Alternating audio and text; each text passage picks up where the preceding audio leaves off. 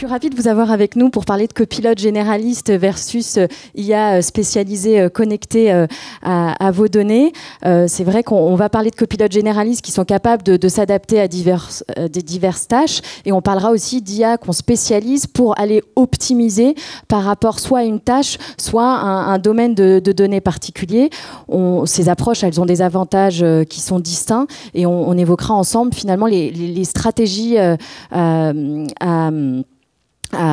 qui correspondent le mieux finalement en fonction des besoins et des contextes aussi de chaque entreprise. Donc avant de rentrer dans le vif du sujet, je vais prendre quelques instants pour vous présenter. Donc Victor Azria, vous êtes Global Data Director chez JCDecaux. Vous êtes diplômé de l'école polytechnique et de l'université de Columbia, et vous avez été également Head of Data Science et Analytics chez Capgemini. Yuri Shapochnikov, vous êtes Chief Data Officer chez de Betclic Group. Okay. Vous êtes diplômé d'HEC Lausanne et de l'université de Saint-Andrew. Vous avez également été Chief Data Officer d'Accor, et vous avez aussi été le Data Science Directeur de Criteo. Et enfin, vous avez travaillé pour Yahoo. Aussi. Ouais. Voilà, un très beau CV également. Et donc, du coup, sur le premier point, finalement, Yuri Shapochnikov, ça serait intéressant de vous entendre sur les cas d'usage Generative AI que vous avez au sein de Betclic en ce moment. Je vais peut-être commencer par présenter Betclic. Est-ce que vous connaissez tous Betclic ou pas? Ok, donc pour ceux qui ne connaissent pas Betclic, on est un site, donc c'est une app de paris sportifs, mais pas que seulement. C'est des paris sportifs, mais c'est aussi du casino, c'est aussi du poker, du turf. Et on est présent en France, en Portugal, en Pologne et aussi en Afrique. Et on est assez dominant, on va dire, en France et Portugal. On a à peu près 1200 collaborateurs actuellement, à peu près 1 milliard de chiffre à faire, pour juste vous donner l'ordre de grandeur. Voilà, il y a à peu près 100 personnes qui font du data. Donc on est digital natif. Voilà, on va avoir l'euro qui va arriver bientôt. Vous allez avoir beaucoup de la pub Betclic partout. Et si vous avez envie de faire un pari sur les bleus, je vous invite de vous inscrire dans notre app. Très bien, merci. Du coup, vous nous avez parlé de Betclic, ouais. Et je veux bien savoir un petit peu plus sur les cas d'usage. Donc les cas d'usage, on est un peu au début de notre parcours. On a déjà différents copilotes qui sont beaucoup utilisés dans notre entreprise. Donc ça, c'est vraiment beaucoup répandu. On est quand même une entreprise très tech, il y a beaucoup d'ingénieurs. On est à peu près 400 dev, 100 data. Donc beaucoup de gens utilisent le GitHub Copilot avec des retours assez positifs, je vais dire, mais c'est pas non plus perçu comme étant révolutionnaire. Je pense que la technologie n'est pas encore là exactement pour que ça soit vraiment révolutionnaire. Et on a plusieurs cas d'usage sur lesquels on est en train de travailler. Le cas d'usage où là on a investi le plus, c'est assez similaire avec les intervenants précédents. C'est un chatbot sur lequel on est en train de travailler. Pour l'instant, c'est un chatbot qui se focus plus sur la partie FAQ. Donc, ce n'est pas spécifique à un client en particulier, mais c'est juste plus pour permettre de dégager un peu... On a 200 personnes, en fait, qui font du customer service chez nous. Donc, pour dégager un peu la charge de gens qui font du customer service. Voilà, on travaille avec Azure et OpenAI dans ce contexte-là. Et l'objectif, c'est, si ça marche bien, c'est d'aller plus loin et de créer peut-être dans l'idéal un chatbot vraiment spécifique, donc injecter des données spécifiques aux clients pour chaque contact, pour pouvoir peut-être vraiment directement répondre à des problématiques clients. Et après, on a plusieurs, je dirais même pas d'époque, c'est plus des pistes sur lesquelles on est en train de travailler. C'est tout ce qui est utilisation de GenAI dans le contexte de différents algorithmes de personnalisation qu'on a, parce que dans certains de nos algorithmes de personnalisation, il y a aussi pas mal de NLP qu'on utilise, et des solutions un peu, des choses qui sont un peu classiques, que tout le monde, je pense, soit en train de travailler sur, soit envisage de travailler sur, qui est la personnalisation de tout ce qui est CRM, donc contact client. ainsi que l'amélioration de search. Très bien. Et c'est vrai que lors de la préparation, vous aviez évoqué aussi que vos gros succès avec l'IA classique, c'était déjà sur les enjeux de personnalisation, notamment sur l'app. Voilà, donc on est un peu au début de notre parcours sur GenAI, mais on est assez avancé sur ce qu'on pourrait appeler l'IA classique, où on a spécifiquement dans les derniers 12 mois mis beaucoup de différents algorithmes de personnalisation en place.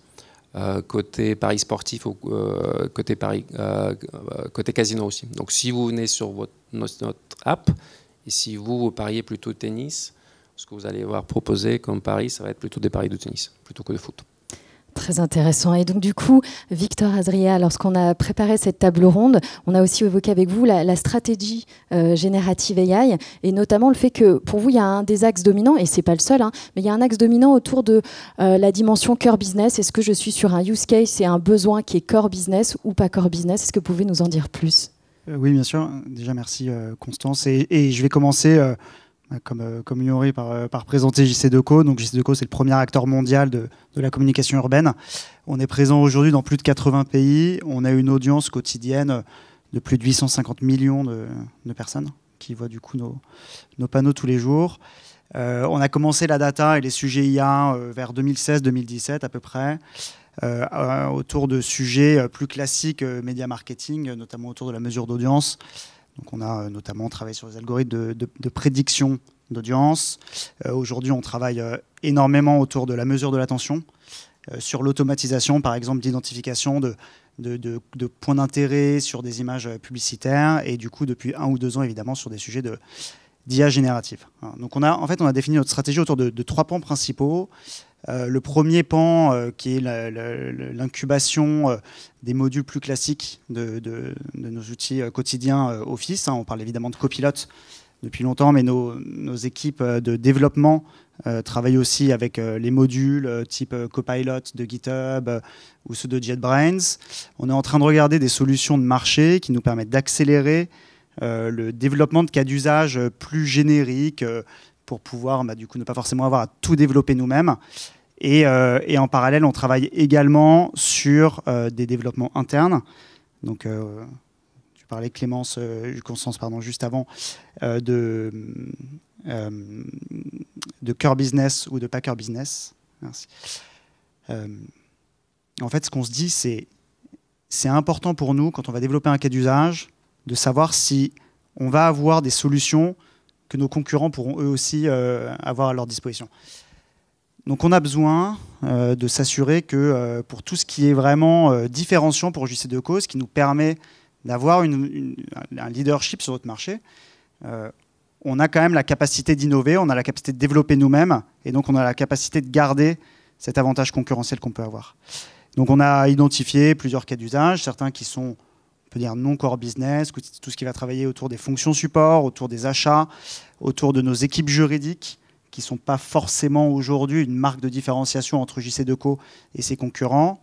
Et en parallèle, les sujets qui font que JCDecaux aujourd'hui est leader sur son marché. Et je pense notamment à un cas d'usage, on en avait parlé, Constance, pendant la préparation, mais aujourd'hui, un des objectifs de JCDecaux, c'est de gagner des marchés, des appels d'offres publics, pour pouvoir installer des mobiliers dans les villes, dans les aéroports, etc. Et là-dessus, il y a une expertise du groupe JCDecaux. On a une patte, on a une marque sur le marché. Et donc évidemment, utiliser un outil public accessible à tous nos concurrents pour répondre à des appels d'offres serait demain perdre cette différenciation. Voilà. Si demain tout le monde utilise les mêmes outils de GenAI, demain tout le monde répond de la même manière. Voilà. Et on perd un petit peu cette spécification qui fait que aujourd'hui, nous, JCDecaux, mais vous aussi, leader sur vos marchés, vous avez cet avantage concurrentiel. Donc notre troisième pan, c'est vraiment essayer d'innover, de développer, d'utiliser ces outils, souvent open source, souvent très rapides à mettre en place, mais garder comment dire, une idée ou un algorithme ou une expérience utilisateur qui est vraiment très spécifique à nous. Donc là, on voit bien cette importance sur les sujets cœur business, d'être sur des IA spécialisées, des IA souveraines finalement. Yuri, sur cet axe, finalement, quand on doit choisir entre un copilote généraliste ou une IA spécialisée, voyez-vous d'autres dimensions à prendre en compte que la dimension cœur business et bien sûr tout ce qu'a déjà partagé Victor? Donc nous, on a pris le choix de plutôt développer, enfin pas développer à l'interne, donc passer plutôt par l'externe. On a, en fait, pour nous, ce qui est important, c'est d'avoir une certaine masse critique pour pouvoir vraiment développer des solutions en interne, des solutions de GenAI. Je veux dire, prendre peut-être les modèles open source, les tuner, etc. Là, pour l'instant, on a jugé qu'on n'est pas assez mature, on n'a pas assez la masse critique pour le faire. Donc, on a peut-être on est autour d'une dizaine de data scientists, mais ils sont plutôt sur des problématiques un peu plus classiques. Donc, on n'a pas nécessairement des gens qui sont experts en LLM. On n'a pas, pour moi, aussi les ressources vraiment pour le faire. Donc le choix pour nous, c'était assez évident de partir avec des solutions qui sont déjà existantes, de les tester. Et effectivement, si on voit beaucoup de valeur, c'est là où je pense que ce serait intéressant pour nous d'essayer de faire du custom et prendre soit des modèles d'open source et peut-être les tuner nous-mêmes. Oui, donc on voit qu'il y a un enjeu effectivement taille critique et vous évoquiez aussi l'importance aussi que l'équipe finalement va passer du temps sur la partie aussi préparation en amont pour ces IA génératives et aussi toute la phase au-delà de la préparation, le fait d'adapter les contextes aussi. Voilà, donc là sur quoi on va plutôt travailler, c'est justement comment ramener de la data custom, comment adapter bien les contextes. Enfin, tout ce qui est prompt engineering, tout ça, mais pas nous-mêmes développer ou tuner les modèles. Et vous, Victor Adria, vous évoquiez aussi lors de notre échange le fait qu'en fait, ça dépend aussi des phases du projet, que finalement, il y a des dimensions et des points clés qui sont différents si je suis dans la phase de POC, de Proof of Concept, que si on est vraiment déjà dans des problématiques, on sait que c'est une IA qu'on va passer à l'échelle, finalement, dans ce choix copilote généraliste versus IA spécialisé, finalement, les arguments s'échangent un petit peu, finalement. Oui, exactement. En fait, une des forces aujourd'hui qu'on a sur le secteur de l'IA générative au sens très large, par rapport à toutes les techs qu'on a pu voir avant, et notamment tous les sujets de data science, où il y a encore 5 ans, on avait besoin d'avoir une équipe de 20-30 data scientists qui passaient 6 mois à collecter de la donnée, la cleaner, développer son algo, le tester, le mettre en prod. En fait, un test, si on voulait faire un algo d'optimisation de pricing, si on voulait faire un algo de prédiction de revenus ou autre, ça pouvait prendre des mois et des mois. Donc évidemment, l'investissement du test était énorme. Et là, je parle de la data et de l'IA, mais c'est pareil sur tous les sujets informatiques de manière générale. Et là, on se retrouve pour une première fois avec des outils en open source, on a vu Hugging Face tout à l'heure, ou des outils de marché, même avec ChatGPT, tous les outils et les API que peuvent fournir OpenAI, par exemple, qui font que le test est très peu cher. Aujourd'hui, on peut développer l'investissement CAPEX du test et du POC est minimal. Et en fait, c'est tout nouveau. C'est-à-dire qu'on peut avoir enfin, pour la première fois, un nombre gigantesque de cas d'usage, les tester, se dire on va en prendre 10 parce qu'on imagine que c'est la bonne idée. Et on peut le faire financièrement. En revanche, derrière, la vraie différence, ça va être l'OPEX. Et si demain on veut scaler, là par contre, évidemment, on a besoin d'achats d'infrastructures, on a besoin d'avoir des investissements qui sont un peu plus importants. Si demain on veut avoir 10 000, 100 000 utilisateurs dans une entreprise sur un outil d'IA générative. Donc ça inverse un petit peu la tendance par rapport à ce qu'on avait avant. Donc évidemment, nous ce qu'on se dit, c'est testons au maximum. Voilà. Mettons des outils entre les mains des utilisateurs au maximum. Si ça ne marche pas, ce n'est pas grave. L'investissement n'est pas perdu. Bon, de toute façon, l'investissement n'est pas perdu de manière générale parce qu'on a besoin aussi de faire monter nos équipes en compétences. Donc ça nous permet d'apprendre avec les mains dans les LLM, d'apprendre comment se passe un déploiement sur nos propres instances, comment se passent les connexions entre les différentes API ou autres. Donc évidemment, tout n'est pas perdu. Mais par contre, on accélère l'identification du cas d'usage ou des cas d'usage qui vont avoir un maximum de ROI. Parce qu'on sait demain que tous les cas d'IA générative ne vont pas forcément apporter un très fort ROI. Il y en aura peut-être 5, 6, ça va dépendre des équipes, ça va dépendre de la formation, ça va dépendre de leur usage au quotidien. Eh bien, merci beaucoup. Je pense qu'on repart avec plein de pistes de réflexion et food for thought. Merci à vous deux. Merci. Merci beaucoup.